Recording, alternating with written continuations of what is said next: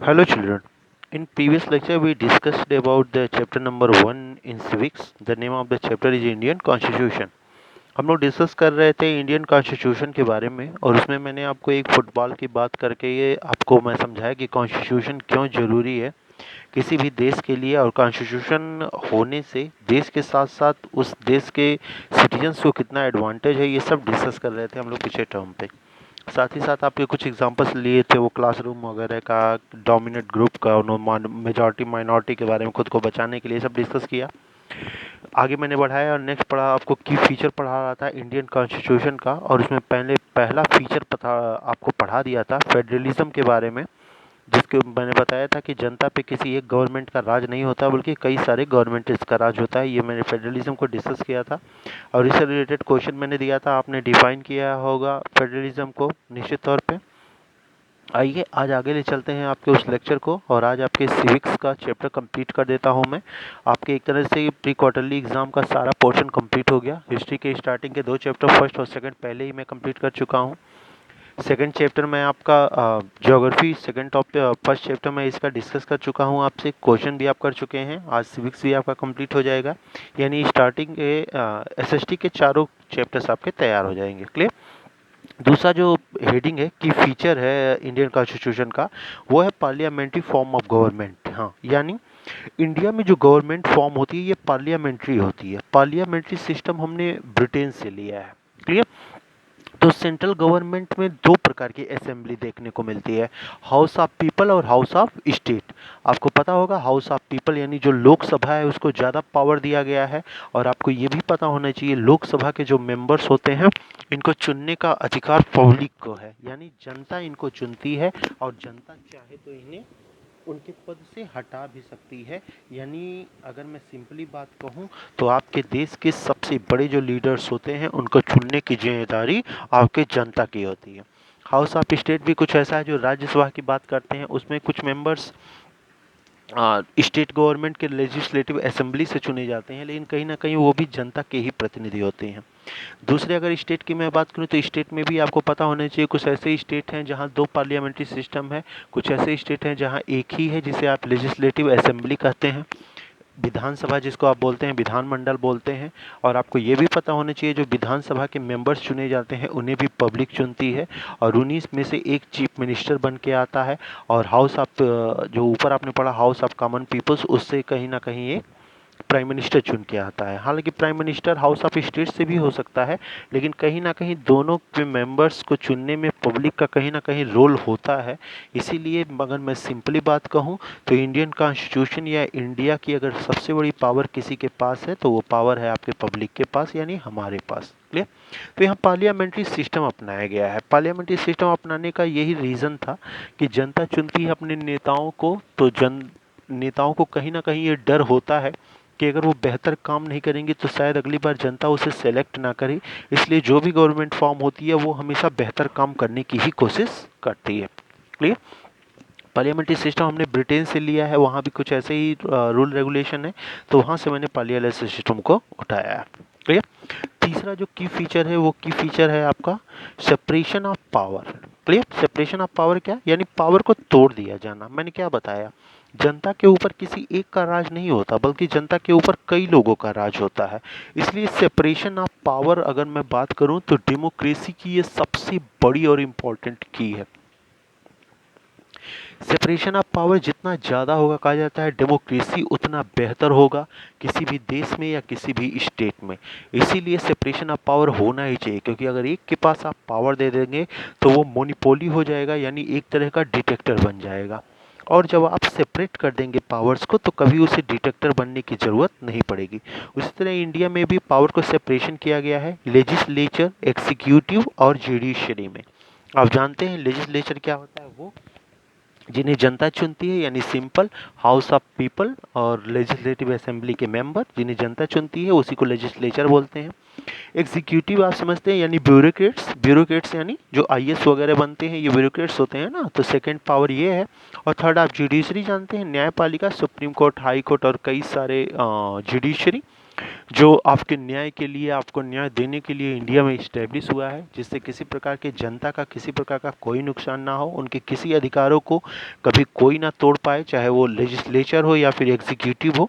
अगर वो आपके अधिकारों को खत्म करता है या आपके अधिकारों को छीनता है तो आप बड़े आराम से जुडिशरी के पास जाके न्याय की मांग करते हैं और जुडिशरी आपको न्याय देता है। यानी यहाँ सेपरेट किया गया है सबके पावर्स को, जिससे कोई भी एक पावरफुल इंसान डिटेक्टर ना बन जाए।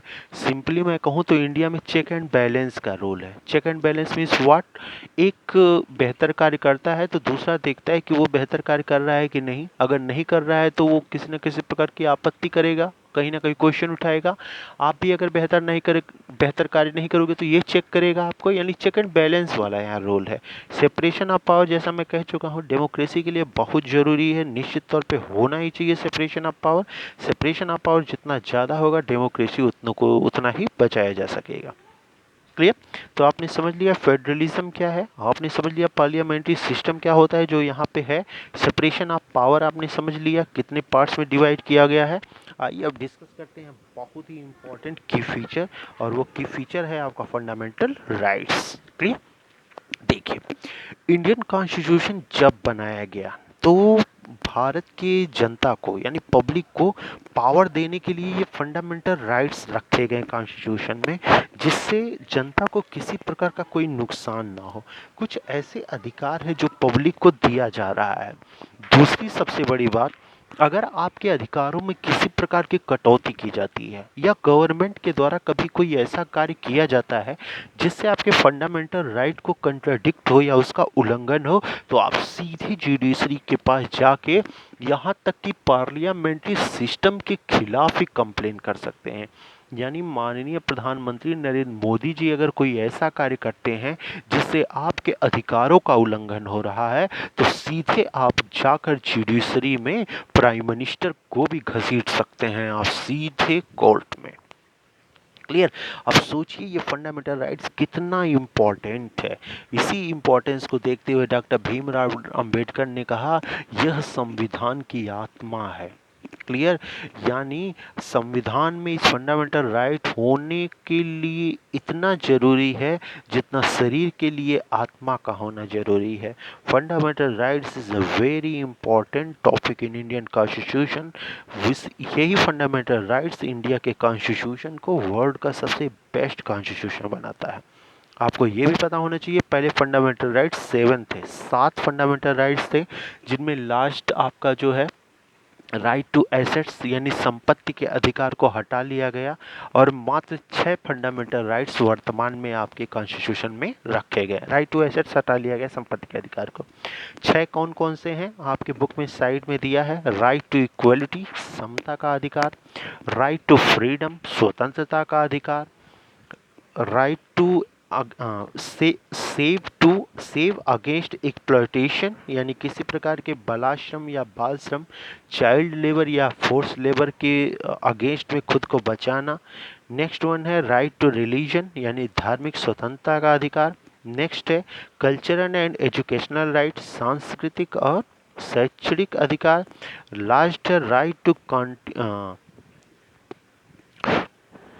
Constitutional remedies, right to constitutional remedies यानी संवैधानिक उपचार का अधिकार।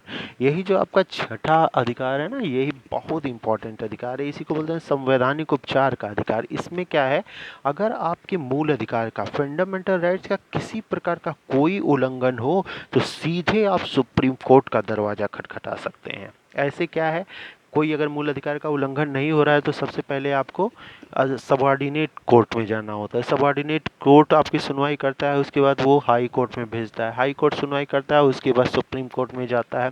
इसमें क्या है, अगर फंडामेंटल राइट्स का उल्लंघन हो रहा है तो सीधे आप सुप्रीम कोर्ट का दरवाजा खटखटा लीजिए। सबऑर्डिनेट कोर्ट या हाई कोर्ट के पास आपको जाने की ज़रूरत नहीं है, यानी पोते और बेटे के पास जाने की ज़रूरत नहीं है, सीधे पापा के पास पहुँच जाइए, सुप्रीम कोर्ट पहुँच जाइए और वो डायरेक्ट डिसीजन देगा। आप ये भी आज जान लीजिए आर्टिकल 13 क्या कहता है। आर्टिकल 13 कहता है, सुप्रीम कोर्ट कहता है, सेंट्रल गवर्नमेंट, स्टेट गवर्नमेंट आप कोई ऐसा कानून नहीं बना सकते जिससे किसी इंसान के फंडामेंटल राइट्स का उल्लंघन हो। अगर आपके बनाए कानून किसी इंसान के फंडामेंटल राइट्स को कंट्राडिक्ट करता है तो आपका कानून वहां तक शून्य हो जाएगा, यानी खत्म हो जाएगा। अब आप सोचिए ये फंडामेंटल राइट्स आपको कितना इम्पोर्टेंट बनाता है और ये कितना इम्पोर्टेंट है इंडियन कॉन्स्टिट्यूशन के लिए।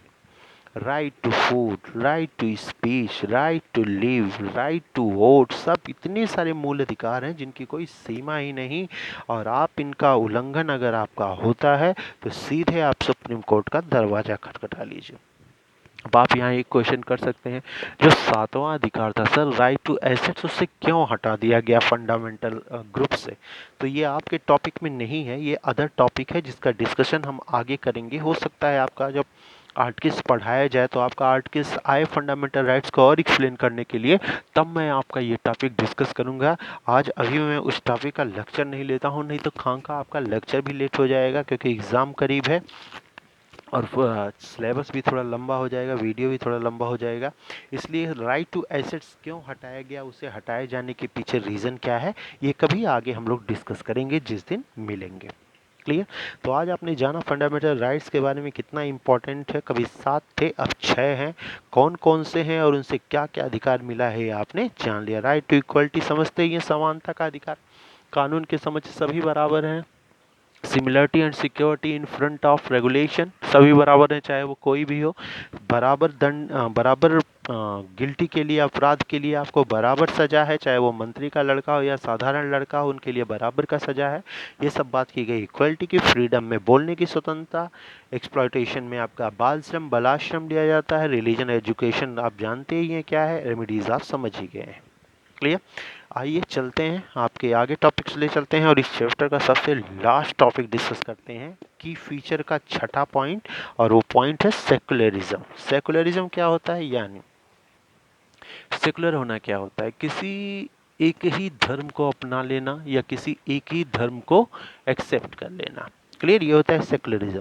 तो इंडिया वह देश है, भारत वह देश है जो सेकुलरिज्म है, यानी किसी एक धर्म को यहाँ सम्मान नहीं दिया गया, बल्कि हर एक धर्म को बराबरी का सम्मान दिया गया। चाहे हिंदू हो या मुसलमान हो, सभी धर्मों को सम्मान है। यानी इंडिया का खुद कोई धर्म नहीं है, बल्कि सभी धर्म को यहाँ समान व्यवहार दिया गया, समान व्यवहार किया गया। इसी को कहते हैं सेकुलरिज्म। नो वन रिलीजन, कोई एक धर्म इंडिया का नहीं है भाई। भारत एक धर्म निरपेक्ष राष्ट्र है, एक पंथ निरपेक्ष राष्ट्र है। भारत का कोई धर्म नहीं, कोई ये नहीं कह सकता हिंदुस्तान है ये केवल हिंदुओं का है, या भारत है तो ये केवल इंडिया हिंदुओं के लिए है। ऐसा कुछ नहीं, कोई नहीं कह सकता, क्योंकि भारत वह देश है जहाँ हर एक धर्म को सम्मान दिया गया। जो धर्म अल्पसंख्यक हो, माइनॉरिटी में है, उनके डेवलपमेंट के लिए इंडियन गवर्नमेंट द्वारा बेहतर कार्य किया जा रहा है, जिससे वो भी अपने आप को असुरक्षित ना समझे। इसलिए उनके लिए अलग से व्यवस्थाएं की जा रही हैं, जिससे वो भी अपने आप को सोसाइटी के बराबर समझ सके, अपने धर्म को, अपने लोगों को समाज से कभी पीछे न समझ सके। इसलिए उनके लिए भी बेहतर का कार्य किया जा रहा है। जिस दिन वो समाज में खुद को सुरक्षित महसूस कर लेंगे, निश्चित तौर पर इंडिया का वो सबसे बड़ा जीत होगा, और शायद उनके लिए फिर कोई विशेष प्रावधान नहीं किया जाएगा, क्योंकि वो खुद इंडिया को अपना ही देश समझने लगेंगे। तो सेकुलरिज्म यही होता है, किसी एक धर्म को सम्मान नहीं देना, बल्कि सभी धर्मों को उचित सम्मान देना। ऐसा सम्मान देना जिसके लिए वो हकदार हैं। सभी धर्मों को सम्मान, हिंदू मुसलमान चाहे वो मेजॉरिटी में हो, माइनॉरिटी में हो, उससे कोई फर्क नहीं पड़ता।